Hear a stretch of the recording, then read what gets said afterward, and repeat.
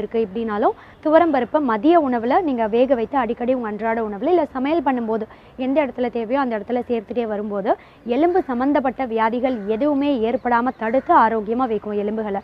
எலும்பை வலுவடைய செய்கிறதோட மட்டும் கிடையாது, நம்ம பற்களையும் ரொம்ப ஆரோக்கியமாக செயல்பட வைக்கும்.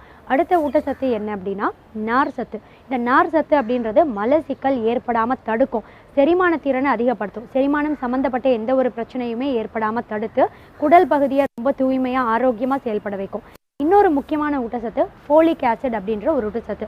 இந்த ஃபோலிக் ஆசிட் அப்படின்றது ஒவ்வொரு கர்ப்பிணி பெண்களுக்கும் ரொம்ப தேவையான ஒரு ஊட்டச்சத்து. ஏன்னா ஒரு சிலருக்கு அடிக்கடி கருச்சிதைவு ஏற்படுது இல்லையா, இந்த கருச்சிதைவு ஏற்படாமல் தடுக்கிறதுக்கு தேவையான ஊட்டச்சத்து இந்த ஃபோலிக் ஆசிட்.